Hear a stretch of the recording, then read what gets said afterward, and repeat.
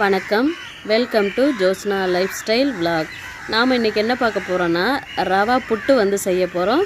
நம்ம ரவையில் எத்தனையோ விதமான ரெசிபிஸ் வந்து நம்ம செய்கிறோம். ஆனால் அந்த ரவா புட்டு செய்யும்பொழுது ரொம்ப சுவையாக இருக்கும், டேஸ்ட்டு டிஃப்ரெண்ட்டாக இருக்கும், ரொம்பவே குயிக்காகவும் செஞ்சிடலாம். வாங்க எப்படி செய்கிறதுன்னு வீடியோக்குள்ளே போய் பார்க்கலாம். ஃபஸ்ட்டு நம்ம ஒரு மிக்சிங் பவுல் எடுத்துக்கலாம். அதில் கொஞ்சமாக வந்து உப்பு சேர்த்துக்கலாம். அதாவது நம்ம ரவை எடுத்துக்கிறோம் இல்லையா, அந்த அளவுக்கு தகுந்தா போல் கொஞ்சமாக உப்பு சேர்த்துக்கலாம். இது கூடவே ஒரு கப் வந்து வறுக்காத ரவை தான் நம்ம எடுத்துக்கிறோம். நம்ம ஒரு கப் சேர்க்கும்பொழுது ரவை வந்து 2 கப்பாக வந்து நமக்கு உபரி ஆகும். அதனால் நீங்கள் பார்த்து சேர்த்துக்கோங்க. இப்போ நல்லா மிக்ஸ் பண்ணிக்கலாம். உப்பையும் ரவையும் நல்லா சேர்த்து மிக்ஸ் பண்ணிக்கலாம். இதுவரை சேனலை சப்ஸ்கிரைப் பண்ணாமல் இருந்தீங்கன்னாக்கா மறக்காமல் சப்ஸ்கிரைப் பண்ணிக்கோங்க. கூடவே பக்கத்தில் பெல் பட்டன் ஆன் பண்ணுங்கள், ஆள் கொடுங்க. அப்போ தான் அடுத்தடுத்து போடுற வீடியோக்களோட நோட்டிஃபிகேஷன் உடனுக்குடன் உங்களுக்கு வந்துக்கிட்டே இருக்கும். அதன் பிறகு துருவிய தேங்காய் வந்து ஒரு 3 டேபிள் ஸ்பூன் அளவுக்கு நம்ம இதோட சேர்த்துக்க போகிறோம். மீதம் இருக்கிற தேங்காய் துருவலை நம்ம லாஸ்ட்டாக ஃபைனலாக வந்து நம்ம சேர்த்துக்க போகிறோம். அவ்வளவுதான். இப்போ நம்ம கையை வச்சு நல்லா மிக்ஸ் பண்ணிக்கலாம். அடுத்ததாக சுடு தண்ணி வந்துட்டு கொஞ்சம் வெதுப்பாக நம்ம எடுத்துக்கலாம். இது மிக்ஸ் பண்ணுறதுக்கு தண்ணி வந்து ரொம்பவும் சூடாக இருக்கக்கூடாது, அதே சமயத்தில் ரொம்ப சில்லுன்னு இருக்கக்கூடாது. நல்லா வந்துட்டு வெதுப்பாக இருக்கணும் தண்ணி. இப்போது தண்ணியை வந்து கொஞ்சமாக நம்ம சேர்த்துட்டு நல்லா பிசறி எடுத்துக்கணும். நம்ம பிசைகிறதுல தான் இருக்குது நல்லா சாஃப்டாக நமக்கு கிடைக்கும். அதுவும் இல்லாமல் ரவை வந்துட்டு தண்ணியை வந்து உறிஞ்சும் இல்லையா, அதனால் கொஞ்சமாக சேர்த்து ஒரு 10 நிமிஷமாவது நல்லா வந்துட்டு கையை வச்சு நல்லா மிக்ஸ் பண்ணணும் ரவையை.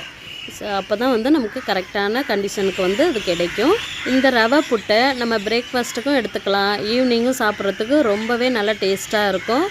பாருங்கள், கொஞ்சமாக சேர்த்துட்டு நம்ம நல்லா பிசைஞ்சு எடுத்துக்கலாம்.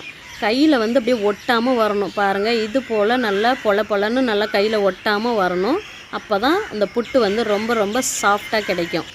எல்லாம் நம்ம ரெடி பண்ணி வச்சாச்சு. அடுத்து இட்லி பாத்திரத்தில் சேர்த்துட்டு இதை வந்து நம்ம வேக வச்சு எடுக்க போகிறோம். இட்லி பாத்திரத்தில் ஒரு 2 கிளாஸ் வந்து தண்ணி சேர்த்துக்கலாம். இட்லி தட்டு வச்சுட்டு அதன் மேலே வந்து நம்ம துணி சேர்த்துக்கலாம். இந்த துணி பார்த்திங்கனாக்கா புட்டு அவிக்கிறதுக்கு முன்னாடி நல்லா வந்து தண்ணியில் நனைச்சிட்டு பிழிஞ்சிட்டு அதன் பிறகு நம்ம வந்து அந்த இட்லி தட்டு மேலே போட்டுக்கலாம். அதன் பிறகு நம்ம ரெடி பண்ணி வச்சுருக்கோம் இல்லையா அந்த ரவை, அதை வந்துட்டு நம்ம இது கூட சேர்த்துக்கலாம். இந்த துணி வந்து நம்ம ஈரப்படுத்திட்டு அதில் வைக்கும்பொழுது தான் நல்லா வெந்து வர்றதுக்கு வந்து சரியாக இருக்கும்.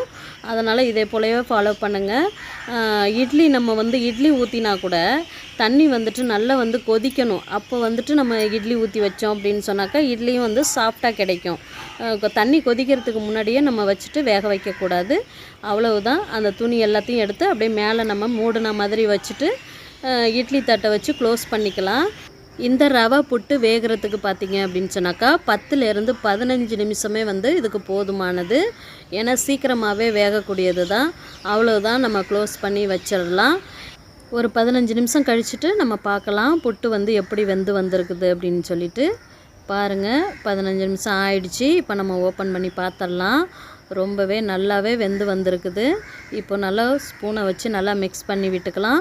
நம்ம தேங்காய்லாம் அதில் சேர்த்துருக்கோம் இல்லையா, அந்த தேங்காய் கூட சேர்ந்து நல்லா வந்திருக்குது. ஃப்ளேவர் வந்து ரொம்பவே நல்லா வாசனையாக இருக்குது. அவ்வளவுதான், நல்லா புட்டு தயாராகிடுச்சு. இப்போ நம்ம இதை சூட்டோடவே ஒரு மிக்சிங் பவுலுக்கு வந்து நம்ம மாற்றிக்கலாம். இப்போது மிக்சிங் பவுலில் வந்து மாற்றி எடுத்தாச்சு. அதன் பிறகு ஒரு 3 ஏலக்காய் கொஞ்சமாக சுகர் சேர்த்துட்டு நான் பவுடர் பண்ணி வச்சுருக்கேன். அதை வந்து நம்ம சேர்த்துக்கலாம். உங்கள்கிட்ட ஏலக்காய் தூள் இருந்துச்சு அப்படின்னு சொன்னாக்கா இந்த ஸ்டேஜில் நீங்கள் சேர்த்துக்கலாம். சூடாக இருக்கும்போதே நம்ம சேர்த்துக்கணும். கூடவே அந்த எக்ஸஸாக வச்சுருக்கோம் இல்லையா தேங்காய் துருவல், அதையும் நம்ம இது கூட இப்போ சேர்த்துக்கலாம். தேவையான அளவு சுகரும் நம்ம சேர்க்க போகிறோம். நான் வந்து சுகர் சேர்க்குறேன், நீங்கள் நாட்டு சக்கரை, வெல்லம், இது உங்களுடைய விருப்பம்தான், எது வேணாலும் நீங்கள் சேர்த்துக்கலாம். நம்ம சூட்டோடவே வந்து சேர்க்கணும். அப்போ தான் வந்துட்டு நல்லா மெல்ட் ஆகி வரும். நல்லா சாப்பிட்றதுக்கும் நல்ல ஒரு டேஸ்ட்டை வந்து நமக்கு கொடுக்கும். அவ்வளவுதான், ரொம்பவே குயிக்காக, அதே சமயத்தில் ரொம்ப சாஃப்டாக வந்திருக்குது பாருங்கள். இந்த புட்டு கண்டிப்பாக எல்லாருக்குமே ரொம்ப பிடிக்கும். நல்லா டேஸ்ட்டும் வந்துட்டு ரொம்பவே நல்லா இருந்துச்சு. அது மட்டும் இல்லாமல் எப்போவும் நம்ம ரவா உப்புமா, ரவா கிச்சடி, ரவா கேசரி இது போல் தான் நம்ம செஞ்சிட்ருக்கோம். புட்டு வந்து நம்ம அதிகமாக செய்கிறது கிடையாது இல்லையா, அதனால் கண்டிப்பாக ரொம்ப டேஸ்ட்டாக இருக்கும். எல்லாருக்குமே ரொம்ப பிடிக்கும்னு பார்த்துக்கோங்களேன். அதனால் நீங்களும் கண்டிப்பாக இதை ட்ரை பண்ணி பாருங்கள். இதே அளவுகளோடு ட்ரை பண்ணி பாருங்கள்.